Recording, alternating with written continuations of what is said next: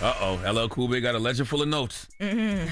Well, yesterday in court, we heard from, we finished up testimony with Deontay Nash, who is one of Cassie's best friends, but also worked as a stylist to her, which that end of his testimony was crossed, so that was with Diddy's team, and Diddy's team did not succeed with him. Deontay ate them up. Like they couldn't poke holes. He stood on everything he said. Oh my God. He ate them up and they couldn't poke holes. Wow. I want to lose bonds for Dante. Okay, he playing his game. He ain't gonna beat him in his own game. Oh no, not at all. Not at all. Okay. But then we went into the direct testimony of a woman who was testifying by the name of Mia. Now this woman Who is Mia? Do we know who she is? What she looks like?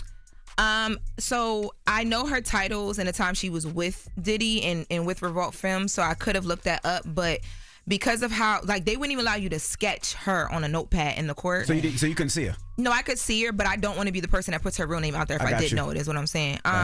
So she's testifying under the name Mia, and Mia was a former personal assistant of Diddy, and she also was one of the leads of Revolt Films. So she would bring in films for him and do different TV projects and all that. And was she black or white? I'm just curious. She, from what I could see, she was white. Okay. But I don't know if there's anything else mixed up in there. Okay.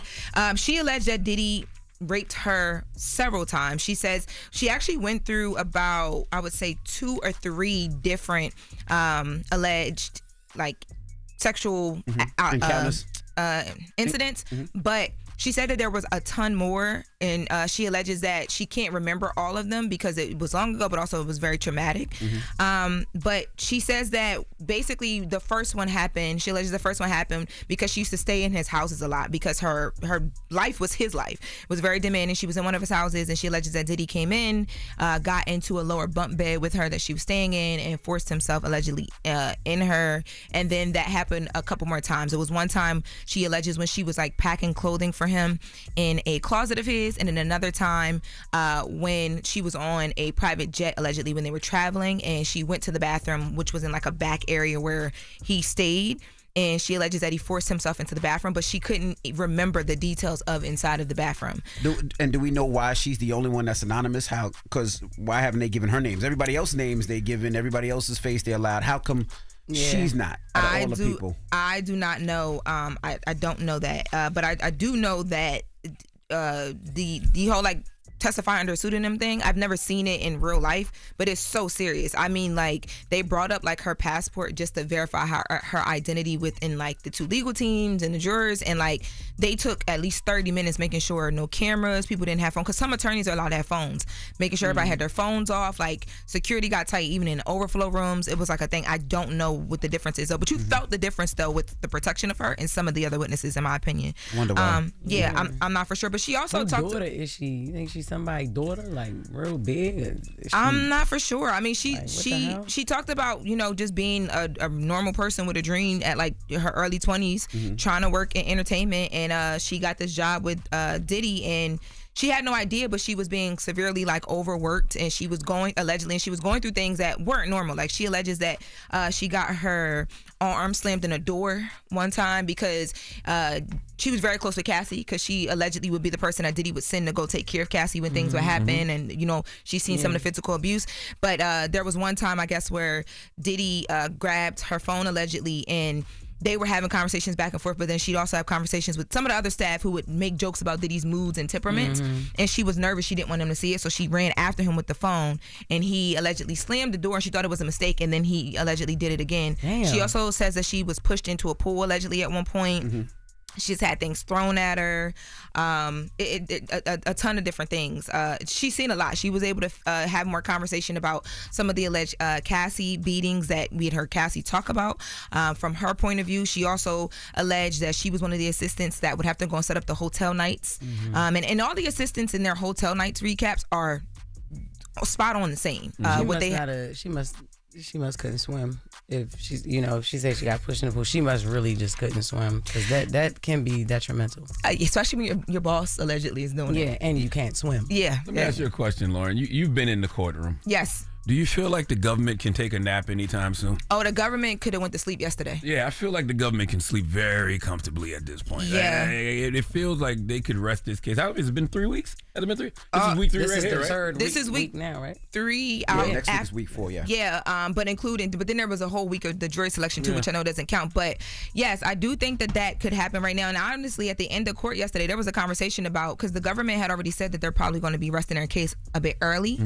And Diddy's team came yesterday and made it clear, like, even though the government can't find whatever witnesses they're trying to find, or they feel like they're resting their case early, we are not going to do that. We still have, legally, we have the right to respond to some of these things, and we plan to do so. So they said that they want to go the full period to July 4th. Yeah, I mean, to me, if you've been paying attention to the court of law and not the court of public opinion, social media, I haven't heard the defense make a case for Diddy's innocence at all. I haven't heard the defense make a case, period. Like, the prosecution has been the power top, and Diddy's defense is the helpless bottom in this situation, it seems like. You love top and bottoms, and then I get attacked when I throw you into that community. The bottoms don't like you. They said, because I'm not one of them. They shouldn't like me. They said you look see like you me don't and they see clean a out your- dominant power top. They said you're not clean. How they know? Who they heard that from? Exactly. They said booty hole brown, for real. Exactly. They said you don't be cleaning right. How would they know? You tell us. Anyway, back to the case. But back to what I was saying, yes, I do think that the prosecution could rest at this point. Yesterday I was in a court and I was like, y'all, I don't even know why we have to still be here. I do think in the beginning, Diddy's team was doing really, really good at poking holes in different stories and, opening in the beginning, like the first week of testimonies. I think that they did a good job of like making you think about things. But you know what I know happened? The more that the prosecutors brought on different different witnesses, and they painted different pictures and added different sides to stories, that's where it got tough. I feel like Cassie laid a proper foundation, and then you brought in her mom, then you brought in Kid Cudi, then you brought in Capricorn Clark.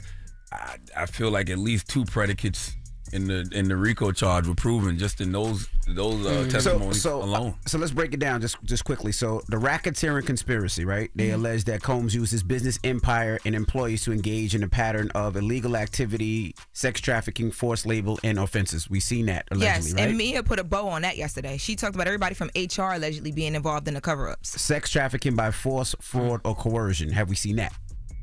Well, that's what they've been painting this whole time with Cassie, allegedly, is like she's forced, she doesn't want to be there, and she's so scared because of the physical abuse that she receives that she doesn't have a choice. But that's allegedly. not with the sexual workers, so it's a little different, right? But he got 3 different charges though. He got the RICO, and then he got the sex trafficking, and then the transportation to engage in prostitution. We seen that one. Oh, they definitely was smuggling booty across state line. There was one escort that testified booty that he now. traveled to different places. That booty was traveling. A booty smuggler is crazy. Booty smuggling is crazy. So from what you're saying, we've seen at least 2 to 3 of those. Yes. Then the kidnapping. And I'm listening. None of us are attorneys. Right. We're not attorneys, and nor are we jurors. And I think the biggest thing and the hardest thing for the jurors is going to be not leaning too much on emotion and sticking to fact. And it's going to be tough for them because I'm in there every day, and I feel like emotionally, yesterday I couldn't even talk about it because I didn't know how I felt emotionally, but factually I was like, man, I think that this case is over. Yeah. So then you still got the celebrity of Diddy. Oh my God. Which will play a role. Yesterday there was a whole Free Diddy train a car protest outside. It is insane at the courthouse now. Yes. People are sitting in just to see it. What is DraftKings and PrizePicks saying? Can you bet? I don't think you can bet on that. I bet you can. That is so messed up. No, I really think you might be able to. I guarantee you that DraftKings and PrizePicks got. We gotta wrap up, y'all. Okay. All right. Let's look that up. I'll look it up and we can bring. If there is something, we'll bring back the what is it? DraftKings and PrizePicks. All right. Damn. Well, none of my men be. All right. Latest to Loren. Thank you, Loren. We'll see you next hour. Everybody else, Front Page News is next, and then Rob 49 will be joining us. It's the Breakfast Club. Good morning. Wake that ass up early in the morning. The Breakfast Club.